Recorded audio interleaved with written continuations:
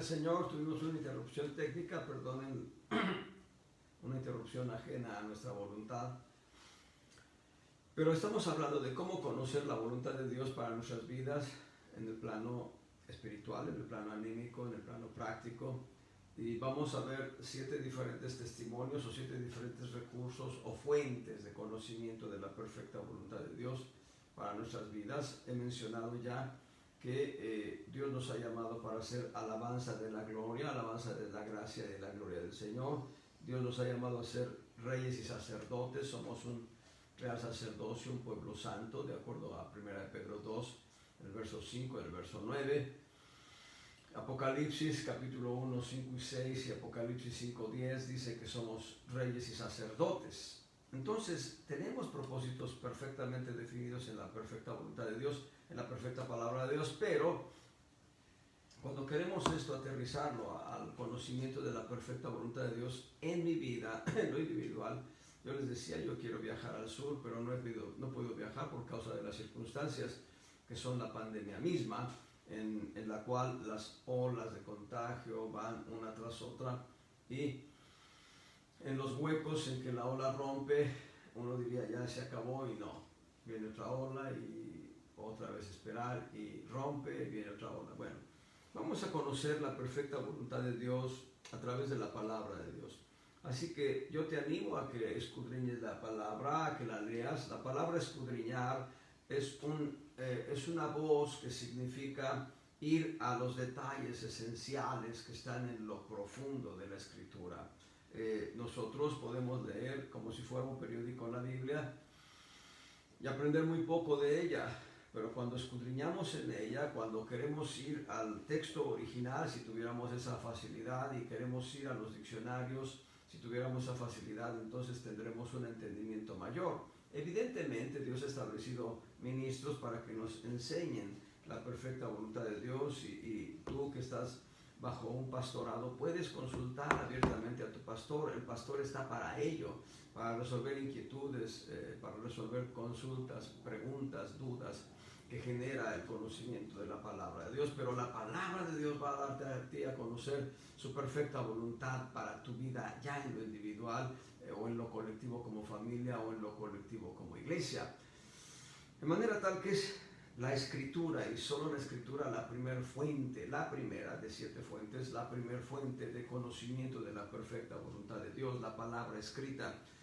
La iglesia de Berea, los primeros creyentes de Berea, los bereanos, los de Berea, en Hechos 17:11, eran muy nobles, y ellos venían a las Escrituras para consultar si lo que se les estaba hablando en el Evangelio de Cristo era de Dios o no, si lo que se les estaba diciendo realmente coincidía con las Escrituras. Y debo decirles, para el momento en que se da este hecho, las únicas Escrituras eran del Antiguo Testamento. Ahí en Hechos 17:11 dice: y fueron estos más nobles que los que estaban en Tesalónica. ¿Quiénes fueron estos? Los de Berea. En el verso 10 dice: entonces los hermanos luego de noche enviaron a Pablo y a Silas a Berea, la ciudad de Berea. Pablo y Silas, habiendo llegado a Berea, entraron en la sinagoga de los judíos, y fueron estos, los judíos de Berea, más nobles que los que estaban en Tesalónica. Pues los judíos de Berea recibieron la palabra con toda solicitud, pero vean, escudriñando. Es decir, no leyeron superficialmente la Escritura, sino fueron a la esencia, a la profundidad de la palabra de Dios que les hablaban Pablo y Silas a los hermanos de Berea. Dice: escudriñando cada día en las Escrituras si estas cosas eran así. De manera tal que cuando nosotros leemos las Escrituras y escudriñamos en ellas, si lo que está escrito en ellas es tal cual está escrito, entonces vamos a empezar a impregnarnos del conocimiento de la voluntad de Dios. En Deuteronomio capítulo 17, versos 18 al 20, nosotros encontramos la labor que hace un rey de acuerdo al plano de Dios en Israel. Dice Deuteronomio capítulo 17, versos 18 al 20, y será, habla del rey de Israel, cuando se sentare sobre el solio de su reino, en el trono de su reino, que ha de escribir para sí en un libro un traslado de esta ley, del original, de delante de los sacerdotes levitas, y lo tendrá consigo, ese libro que ya copió, que escribió, lo tendrá consigo, y lo leerá en él todos los días de su vida, para que aprenda a temer a Jehová su Dios, para guardar todas las palabras de aquesta ley y estos estatutos, para ponerlos por obra. Verso 20, para que no se eleve su corazón sobre sus hermanos, ni se aparte del mandamiento a diestra ni a siniestra, a fin de que prolongue sus días en su reino, él y sus hijos en medio de Israel. Y este es un consejo muy práctico: tomar la escritura y trasladarla. ¿Cuánto nos costaría en tiempo escribir toda una copia de la palabra de Dios? Tal vez más de un año, pero si la trasladamos después de un año, habremos aprendido mucho de ella. Yo no he terminado ese inicio. Empecé escribiendo el libro de Génesis y también he escrito, me parece que el libro de Proverbios o algunos proverbios, pero no he escrito toda la Biblia. Sin embargo, es muy importante escribir la Biblia. Lo que sí hice hace muchos años fue grabar con mi propia voz toda la escritura. Son un promedio de 60 horas, poco menos de 60 horas, las que uno tarda en leer la Biblia completa. Si uno hiciera un maratón de lectura de Biblia, podría en una semana terminar de leer la Biblia completa. Claro, no estamos hablando de que hagamos este tipo de maratones, pero estoy diciéndoles que leer la Biblia completa implica un promedio de poco menos de 60 horas, de 60 horas. Y es importante leer la Escritura, y aquí nos está diciendo un consejo práctico: tomar la Biblia y hacer una copia de la Biblia en un cuaderno, yo diría en varios cuadernos, en varios tomos, porque al escribirla con nuestro puño y letra, la escritura es más amplia, más grande, y eso nos llevaría a escribir varios tomos, varios cuadernos. Pero el punto es ese: hacer una copia de la Escritura. En Daniel 9:2, Daniel capítulo 9, verso 2, dice el profeta Daniel, en el año primero de su reinado, noten, yo, Daniel, miré atentamente en los libros el número de los años del cual habló Jehová al profeta Jeremías, que había de concluir la asolación de Jerusalén en 70 años. Daniel estaba atento al cumplimiento de los tiempos de Dios. Daniel estaba atento a lo que Dios había ya hablado en cuanto al cautiverio de Israel en Babilonia. Y Daniel vio que los 70 años se estaban cumpliendo, esos 70 años profetizados por Jeremías se estaban cumpliendo. Entonces lo que hizo Daniel es, después de leer la Escritura y considerar lo que la Escritura decía, ponerse en ayuno y oración para preguntar a Dios cuándo vendría el cumplimiento del retorno de Israel a Jerusalén para reconstruir aquella ciudad. Y esa historia nos la van a contar Esdras y Nehemías después. Es interesante advertir que no solo es necesario conocer la Escritura, sino ver el cumplimiento de ella. La palabra de Dios y propiamente el Señor Jesucristo, en el testimonio que deja en Mateo 24 y 25, va a decir que oiremos de guerras, de rumores de guerras, de plagas y de pestes. Y él dice algo trascendente: principio de dolores es este, pero también dice que estemos apercibidos porque el advenimiento del Mesías está cerca en cuanto a su retorno. Él ya vino una vez y ahora va a regresar para levantar a su iglesia gloriosa y tenerla consigo.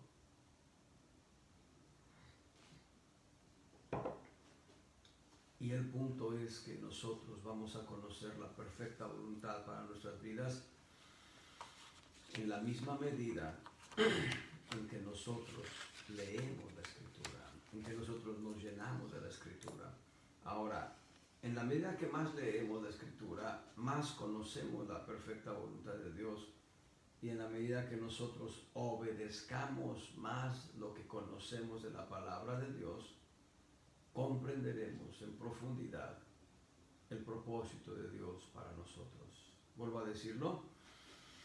En la medida que leemos más la palabra de Dios, más tendremos más conocimiento.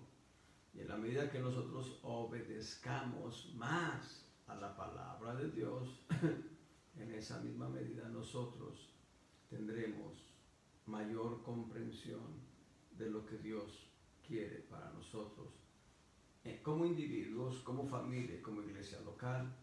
Vamos a ir a Hechos 15:27 y vamos a ver qué nos dice Lucas. Lucas es el autor del libro de los Hechos, y ahí en 15:17 va a dejar este registro: para que el resto de los hombres busque al Señor, y todos los gentiles sobre los cuales es llamado mi nombre, dice el Señor, que hace todas estas cosas. Y aquí Jacobo, el pastor de Jerusalén, que bien pudo ser uno de los apóstoles del Cordero, o bien pudo ser el hermano del Señor Jesucristo. Hay quienes afirman que era el hermano del Señor Jesucristo. Jacobo, el pastor de Jerusalén, está citando a uno de los profetas y está hablando de nosotros, los gentiles, que hemos de buscar al Señor, nosotros los gentiles, y sobre nosotros ha sido llamado ya el nombre del Señor. Aleluya. Y Dios quiere que emprendamos esta aventura de leer la Escritura cotidianamente, de leer la Escritura todos los días. Yo diría todas las semanas, todos los meses, todos los años. Leer y no dejar de leer la Escritura. En la medida que leamos, atender a lo que Dios nos quiere revelar en cuanto a su perfecta voluntad para nosotros. La voluntad de Dios tiene 4 fronteras y por mencionarlas ahorita a manera de semilla, la voluntad de Dios tiene 4 fronteras. La voluntad creativa. La primera frontera de la voluntad de Dios es una voluntad creativa. Dios ya no está haciendo constelaciones, ya no está creando astros, ya no está creando estrellas nuevas. Él ha dejado protocolos en el universo, Él ha dejado leyes en el universo que se están cumpliendo a la perfección. Él lo que está creando hoy en día es criaturas nuevas, criaturas con la naturaleza de Dios, hijos de Dios. En su voluntad creativa está el hacernos, el transformarnos, el hacer de nosotros criaturas semejantes a Cristo. Pero la segunda frontera de la voluntad de Dios es una voluntad moral, una voluntad justa. Es lo que podemos llamar un estándar de conducta. Es lo que podemos llamar una voluntad que determina una forma de vida. La voluntad, la segunda frontera de la voluntad de Dios, que es la voluntad moral o justa, nos habla de una línea de conducta. Dios ha establecido estándares de conducta para nosotros. Y por citar solo un ejemplo, Pablo escribe a los Corintios y les dice: no erréis, dice, que ni los fornicarios, ni los adúlteros, ni los ladrones, ni los avaros, ni los borrachos, voy a decirles, es 1 Corintios capítulo 6, perdónenme, 1 Corintios capítulo 6, versos 9 y 10, dice: ¿no sabéis que los injustos no poseerán el reino de Dios? Los injustos. Nosotros somos justos por la gracia que nos es dada en Cristo. Sigo leyendo, estoy en 1 Corintios 6, 9. No erréis. Esto habla del error de ahorita les digo bien, error de conducta es error de vida. Esto nos habla del orden. No hay reyes. Y ahora vean, que ni los fornicarios, ni los idólatras, ni los adúlteros, ni los afeminados, ni los que se echan con varones, ni los ladrones, ni los avaros, ni los borrachos, ni los maldicientes, ni los robadores heredarán el reino de Dios. Entonces, esto habla de lo que no debemos hacer. Dios ha establecido un camino de santidad, un camino de pureza que quiere que nosotros sigamos. Entonces, esa es la voluntad moral o justa. Y apenas estoy en la semilla, pero vayamos. La tercera voluntad de Dios es una voluntad específica. Una voluntad específica. ¿Qué es la voluntad específica de Dios? Escúchenlo bien. Que nos parezcamos a Cristo. La voluntad específica de Dios es que tú y yo reflejemos a Cristo. Les dije hace unas semanas, hace unos meses, les dije que en ocasiones me veo en el espejo y digo, ay, ¿cómo me parezco a mi hermano fulano? A mi hermano Isaac. Y luego vengo otros días después y no estoy bañado, ni me acabo de levantar de la cama y, ay, ¿cómo me parezco a mi hermano Sutano? No voy a decir el nombre porque si me está escuchando, dice, oye, ¿por qué hablas de esa manera de mí? Y en otras ocasiones la mirada, veo en el espejo mi mirada, digo, ay, esa mirada es como la de mi hermano fulano. Es decir, encuentro que me parezco a mis hermanos porque hay código genético en ellos y en mí.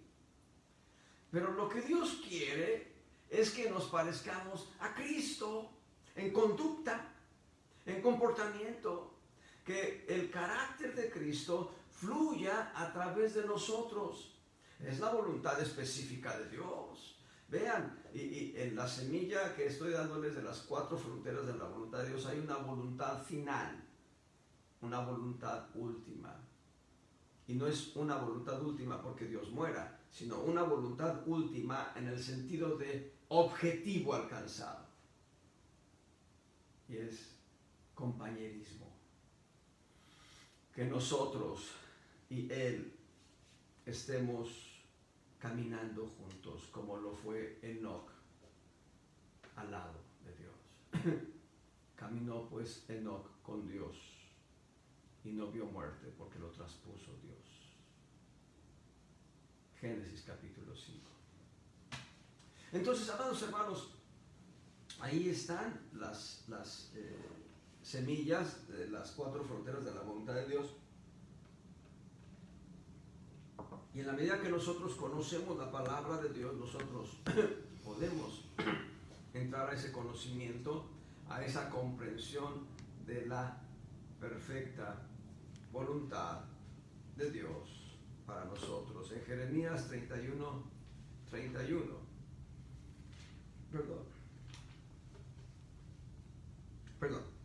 Jeremías 31, y aquí que vienen días, dice el Señor, en los cuales haré nuevo pacto con la casa de Jacob y con la casa de Judá. Y este nuevo pacto que está anunciado aquí por el profeta Jeremías es el pacto de gracia en el cual hemos entrado tú y yo. Nosotros estamos regidos por un mejor pacto. Y quiero que entiendan que un pacto puede ser muy simple. Te vendo, te compro, se estrellan las manos, ya uno vendió, el otro compró y se acabó. El que compró pagó el precio cierto, el que vendió entregó la cosa cierta. Pero hay pactos en los que vamos a encontrar un conjunto de antecedentes, un conjunto de declaraciones, un conjunto de cláusulas y un conjunto de efectos del pacto. Hay contratos muy complejos y muy completos en el mundo humano. Dios ha establecido un conjunto de declaraciones, de cláusulas en el nuevo pacto para nosotros. ¿Las conoces? ¿Conoces los beneficios y alcances del nuevo pacto para tu vida? Bueno, yo estoy en eso, en querer conocer los alcances del nuevo pacto. Y para ello, debo leer el contenido de las cláusulas, el contenido de las declaraciones, para saber los alcances del nuevo pacto para mi vida personal y conocer la perfecta voluntad de Dios. Así que vengamos a la Escritura y aprendamos de ella.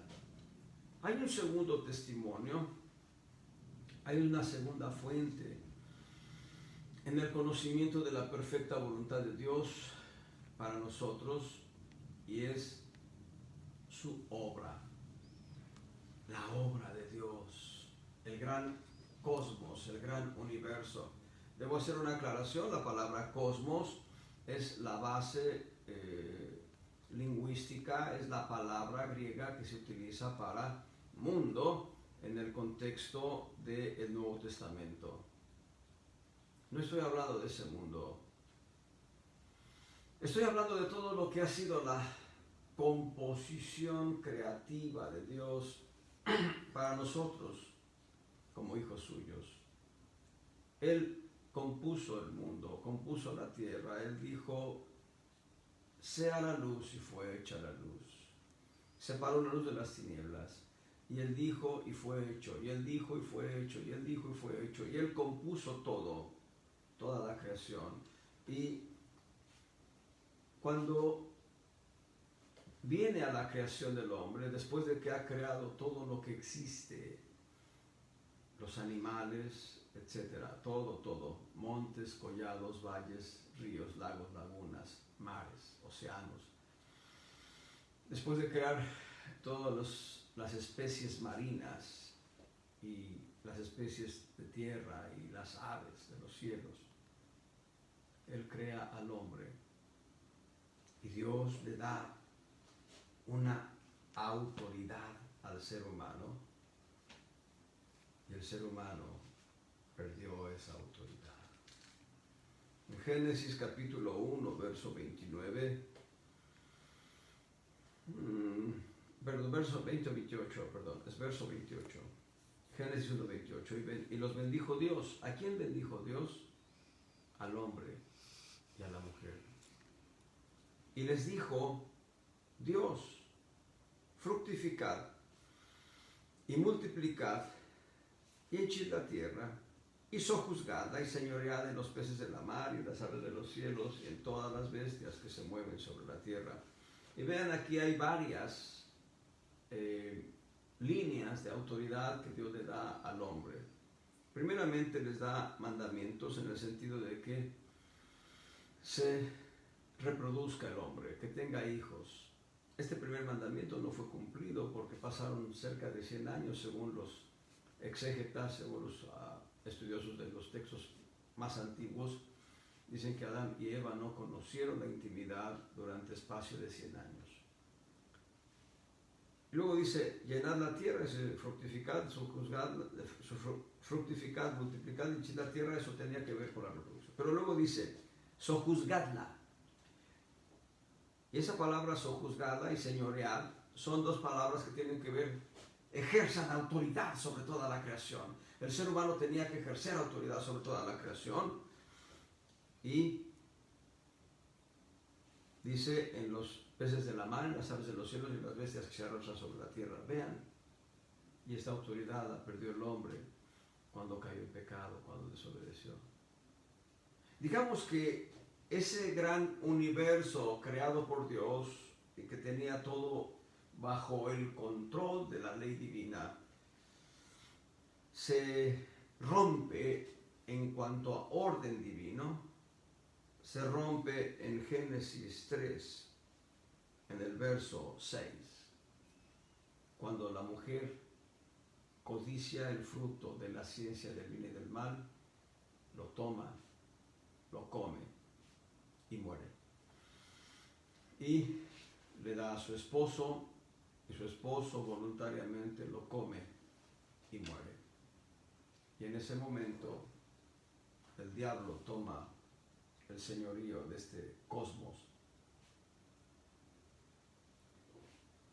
Perdón por dar una vuelta tan gigante para aclarar que toda la creación de Dios nos habla de su perfecta voluntad, en tanto que el cosmos que hoy se da en este planeta que vivimos, la palabra cosmos es mundo, se traduce como mundo, pero el significado de cosmos, y de ahí el uso de cosmogonía, el significado de cosmos es un sistema político, económico y social en el que no está Dios.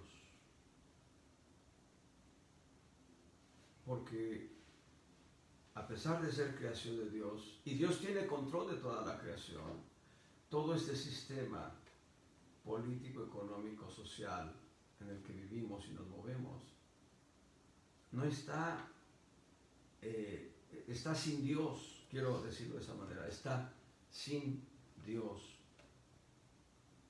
Y por eso los gobiernos hacen lo que gustan, lo que se les antoja.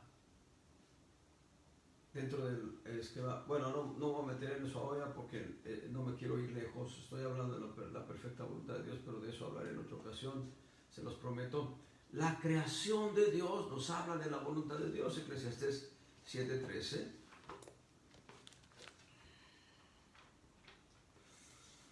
Eclesiastés capítulo 7, verso 13. Mira la obra de Dios, porque ¿quién podrá enderezar lo que él torció? Mira la obra de Dios. ¿Saben?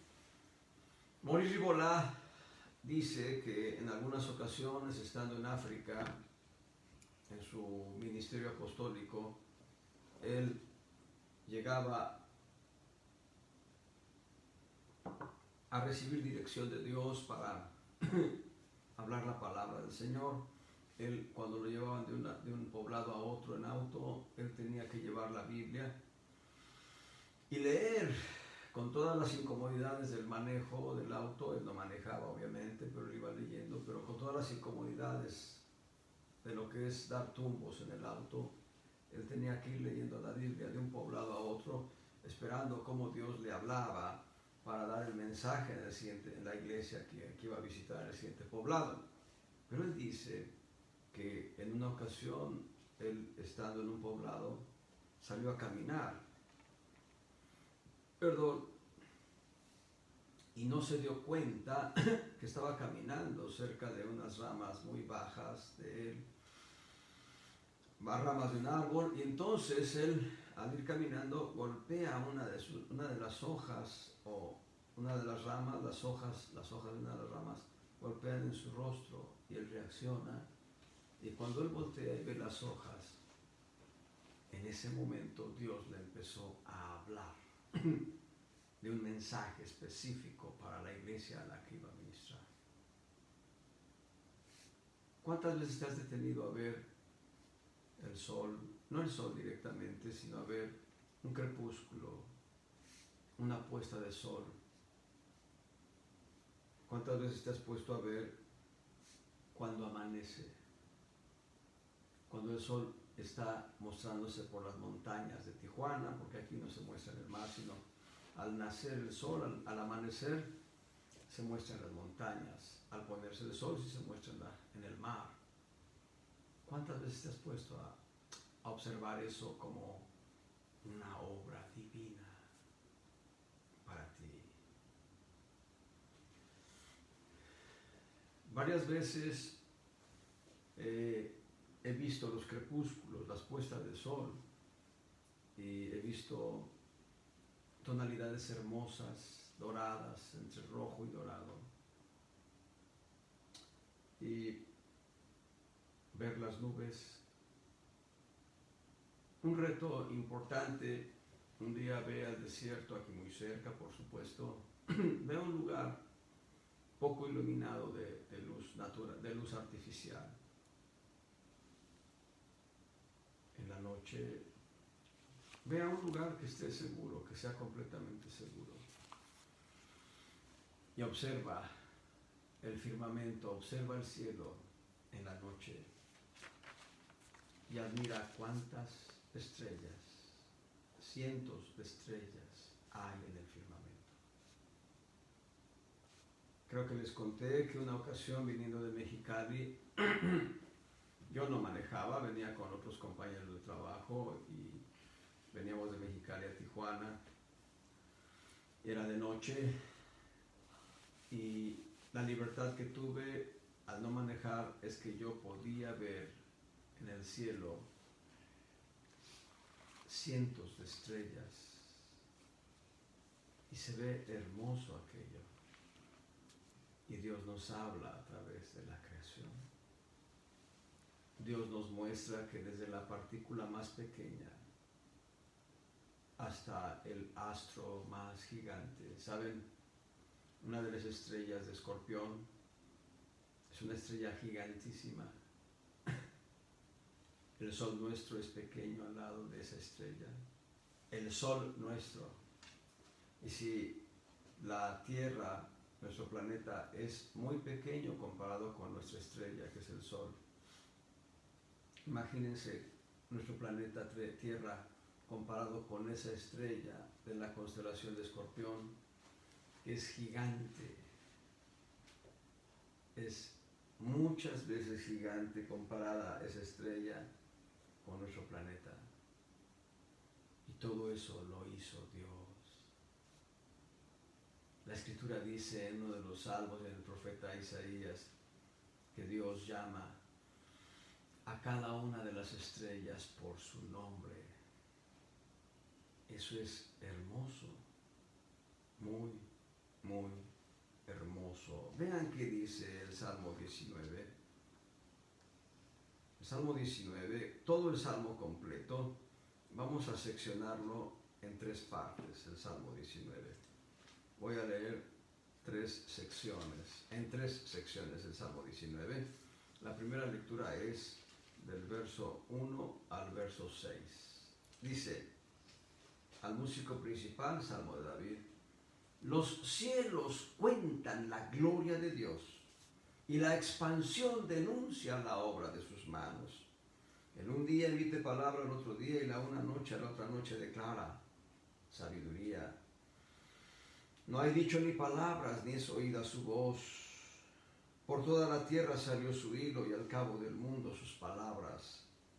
En ellos puso tabernáculo para el sol, y el sol, como un novio que sale de su tálamo, alégrase cual gigante para correr el camino.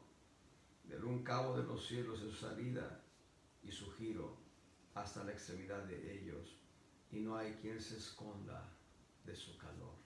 Y aquí, en estos 6 versículos, se da una gran semilla de lo que es la creación de Dios, hablándonos sin palabras como las que yo estoy utilizando ahora, sino hablándonos solamente por el testimonio de los nombres de los astros. El testimonio de los nombres de los astros es uno, pero la grandeza de cada estrella. A veces me quedo absorto mirando al cielo y basta con mirar 1, 2 o 3 estrellas para ver cuán pequeños somos nosotros en todo el universo, y sin embargo, siendo pequeños en todo el universo, Dios puso sus ojos en nosotros para llevarnos al conocimiento de su perfecta voluntad. Qué hermoso es ver que toda la creación, absolutamente toda la creación, fue hecha para que nosotros la habitemos. Eso es hermoso. Y ahí empezamos a entender la voluntad del Señor. Bueno, el segundo tomo de la lectura del Salmo 19 va del verso 7 al 12, del verso 7 al 11. Y aquí se habla de la palabra escrita. La ley de Jehová es perfecta, que vuelve el alma. El testimonio de Jehová es fiel, que hace sabio al pequeño. Los mandamientos de Jehová son rectos, que alegran el corazón. El precepto de Jehová puro, que alumbra los ojos. El temor de Jehová es limpio, que permanece para siempre. Los juicios de Jehová son verdad, todos justos.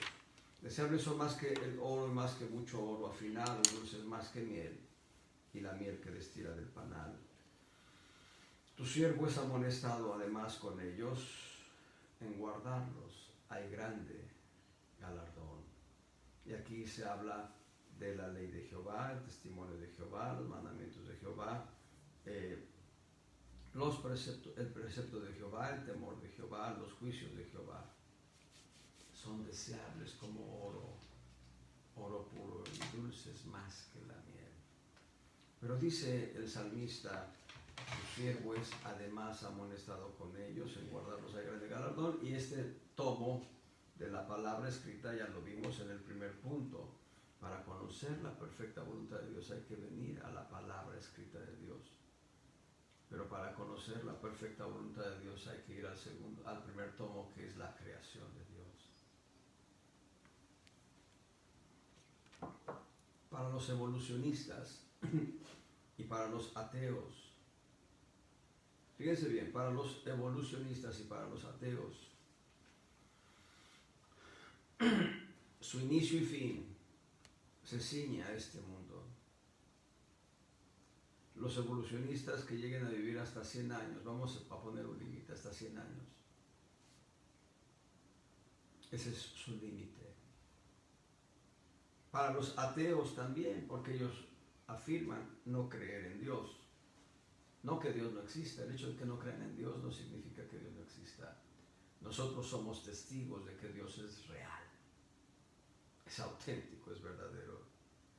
Los evolucionistas y los ateos tienen un límite miserable. ¿Por qué miserable?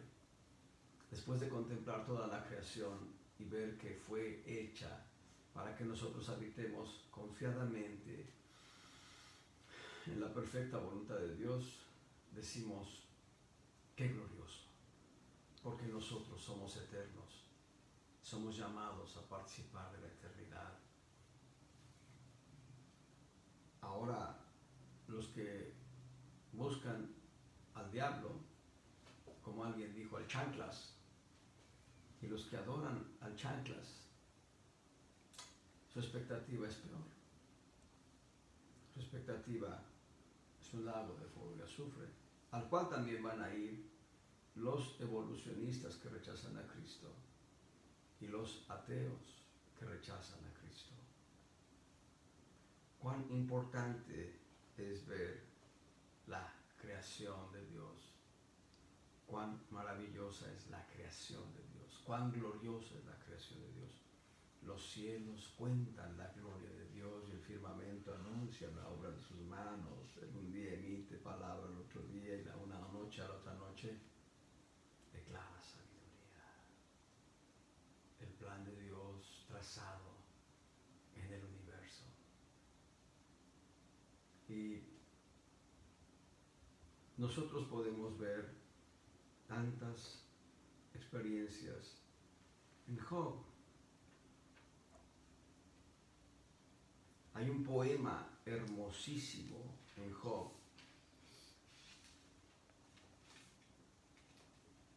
En el capítulo 28,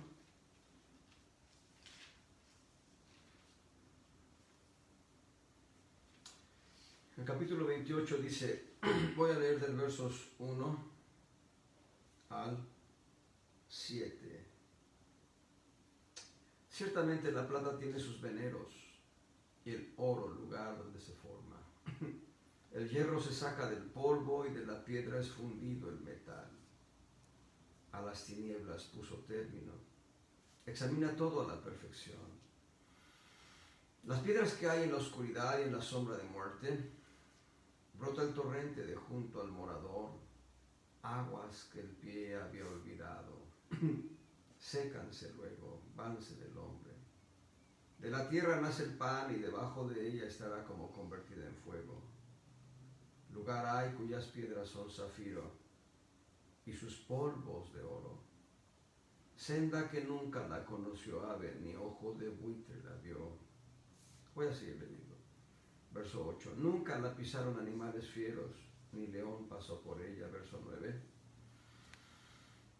En el pedernal puso su mano y trastornó los montes de raíz. Verso 10. De los peñascos cortó ríos y sus ojos vieron todo lo preciado. Es un poema que describe parte de la creación de Dios. La creación de Dios es hermosa y la obra cumbre de las manos de Dios es el ser humano. Sin embargo, la obra maestra, la obra que podemos llamar pluscuamperfecta, la obra más que perfecta de las manos de Dios es su iglesia gloriosa. A eso somos llamados nosotros. Cuando nosotros podemos ver la creación, decimos, qué hermoso. Los astrónomos ven embelesados los astros. Los biólogos ven embelesados las criaturas, cualquier tipo de criatura según la especialidad de cada biólogo. Los biólogos marinos, por ejemplo, ven en el mar tanta riqueza de vida.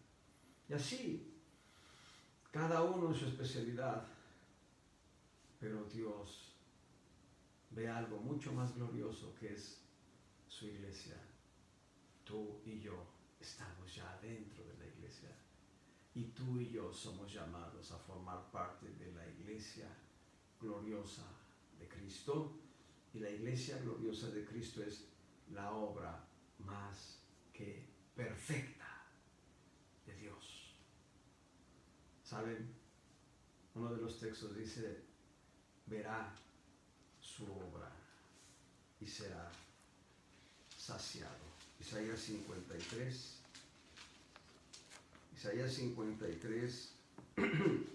verso 11, del trabajo de su alma verá y será saciado.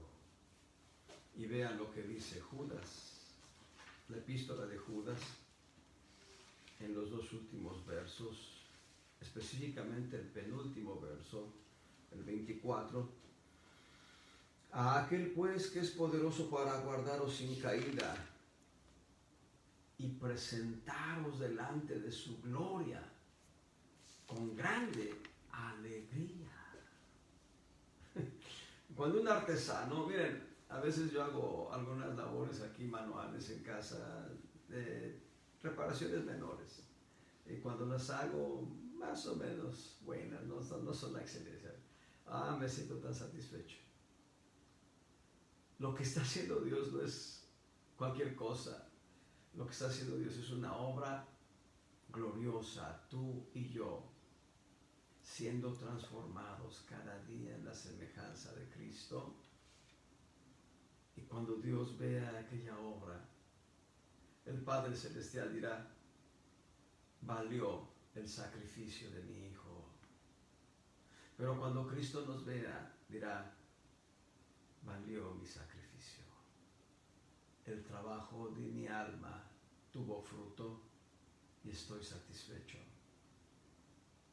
Para tu noticia hay 12 palabras griegas para irreprensible en el Nuevo Testamento. Vamos a avanzar, aunque sea un punto más. El tercer punto en el cual podemos apoyar el conocimiento de la perfecta voluntad de Dios para nuestras vidas es la palabra que Dios habla a través de sus ministros y a través de los vasos que tienen dones espirituales. Podemos hablar de la profecía en sus 7 niveles y podemos hablar de las palabras rema que hablan los 5 ministerios, apóstoles, profetas, evangelistas, pastores y maestros. Podemos mencionar la palabra profética que se puede dar a través de el mover del Espíritu Santo, los dones de profecía, el don de géneros de lenguas más interpretación de lenguas que van a dar los mensajes específicos, el don vocacional profético, el don ministerial profético, es decir, el profeta. El don vocacional nos habla de vasos, hermanos en Cristo que son llamados a ser profetas. El don ministerial nos habla de profetas ya establecidos en el ministerio. ¿Y qué decir del mover las palabras del presbiterio, donde los 5 ministerios, apóstoles, evangelistas, pastores, maestros y doctores, llevados por el espíritu de profecía, dan palabras predictivas, directivas, creativas, palabras para edificación, consolación y exhortación?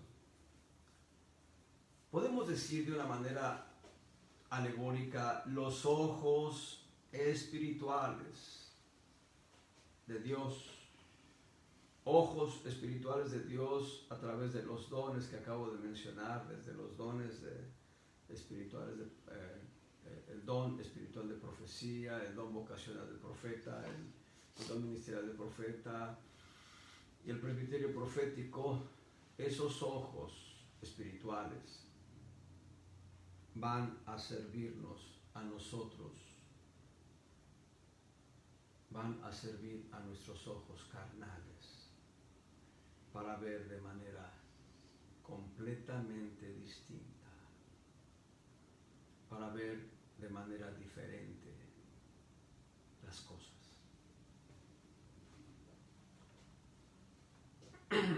Estaban en una discusión algunos ministros de Dios que con toda razón se expresaban en torno a lo que es la pandemia, lo que es esta peste que está asolando a la humanidad desde noviembre, diciembre de 2019, y que puso un freno de mano a toda la humanidad. En México fue a partir de marzo de 2020. Y en esa discusión de ministros de Dios, unos decían, bueno, hay un complot de tales científicos y de tales gentes millonarias que están haciendo un complot contra la humanidad. Otros dicen, no, los datos científicos arrojan que esto es así, esto es así. Voy a abrir un paréntesis para decirles, en el caso de mi familia y específicamente la familia de mi esposa, mis suegros, uno de mis concuños en este momento tiene el padecimiento. Una de mis cuñadas y su esposo el año pasado tuvieron el padecimiento. O el antepasado, ya no me acuerdo ahorita bien, pero lo padecieron. En otras palabras, COVID-19 es una realidad. Discutir si es un complot o no es donde intervino un hermano con este argumento. Hay millones de voces en todo el mundo. Unas que hablan en un sentido científico en contra de COVID-19, otras que hablan en un sentido científico así. Pero el punto para nosotros, de manera muy específica y puntual, como cristianos y como creyentes, es este. ¿Qué dice Dios a nosotros? Es ahí donde debemos ver con los ojos espirituales de Dios, de los profetas. Uno puede escuchar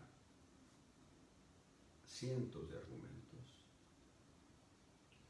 pero ¿qué dice Dios para ti? ¿Qué dice Dios específicamente para ti? Y ahora dejemos a un lado COVID-19. ¿Qué dice Dios específicamente para ti a través de los dones que he mencionado? El don espiritual de profecía, el don de géneros de lenguas más interpretación de lenguas que nos da profecía, el don vocacional de profeta, el don ministerial de profeta o el presbiterio profético. ¿Qué te dicen? ¿Qué hablan a tu vida? Cuán importante es escuchar la voz de Dios a través de los vasos ungidos Hebreos 1:14.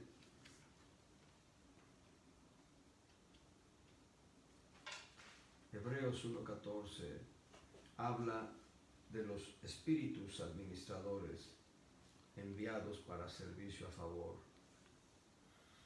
de los que serán herederos de salud. Esa palabra salud la puedes traducir también salvación.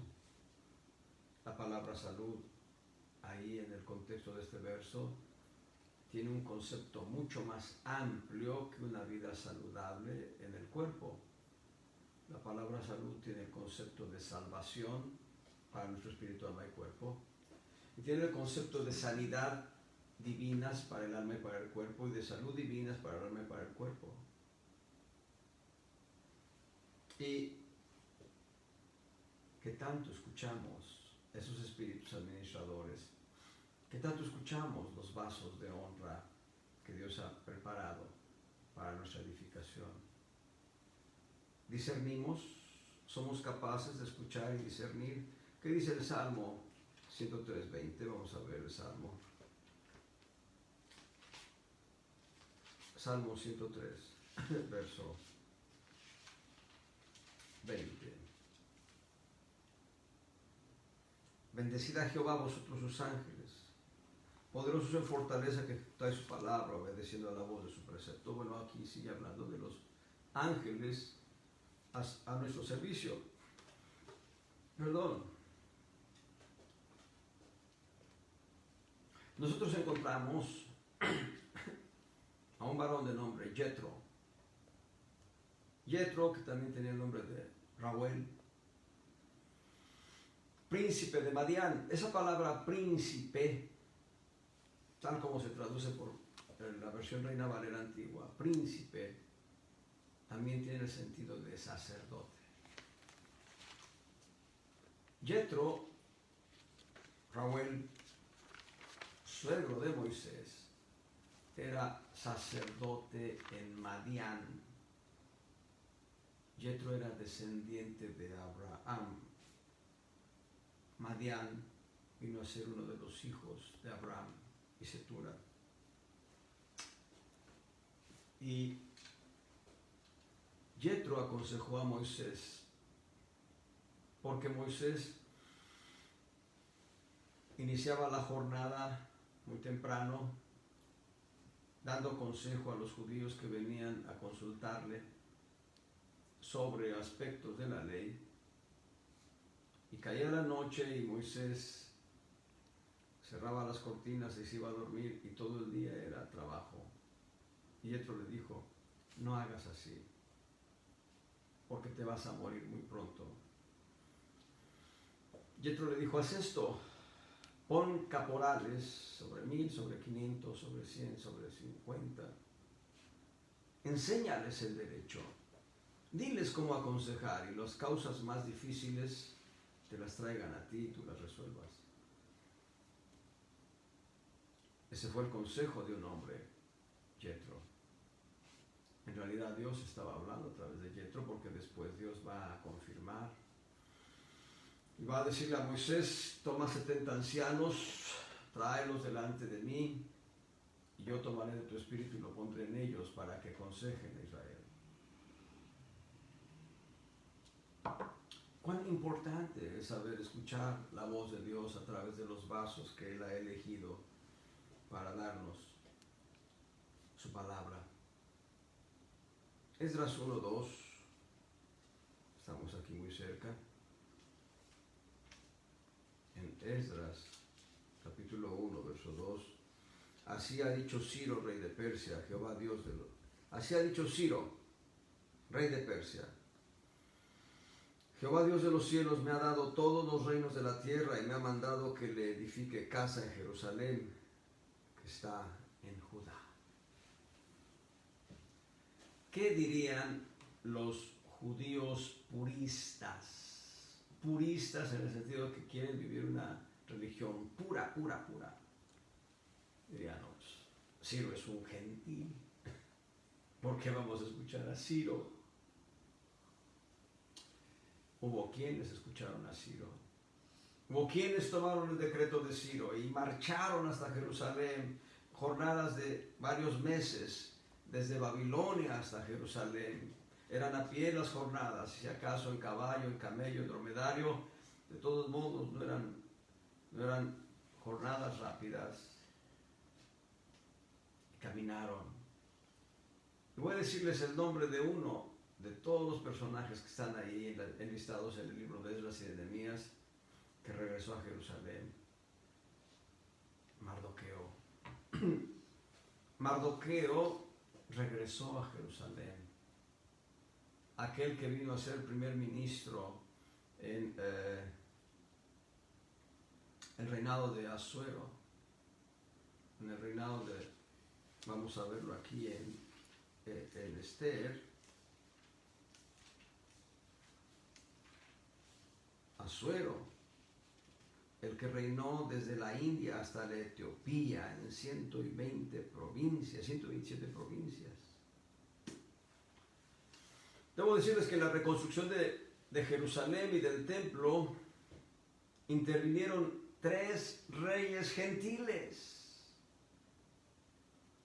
3 reyes gentiles: Ciro, Darío y Asuero. Cuando llegaron aquellos a reconstruir, Sanballat, Tobías, y el árabe, y tantos opositores, ¿qué están haciendo? Les obligaron a tener la obra, pero después se consulta a Darío. Darío dice: sí, continúen con la obra. Y el que se oponga, levanten un madero y pónganlo ahí, mátenlo en el madero. Y Asuero también, el rey Asuero, le da cartas a Nehemías. Esdras y Nehemías nos hablan de la reconstrucción. Ellos supieron escuchar los vasos que hablaron de la reconstrucción. Y creo que ya me pasé del tiempo y vamos a parar ahí por el momento, pero vamos a dar nuestro remachar el clavo al punto 3 la próxima semana. No olviden, el próximo domingo ministrará el hermano Hugo Ortiz, la iglesia de Coacalco, en el Estado de México. Dios les bendiga.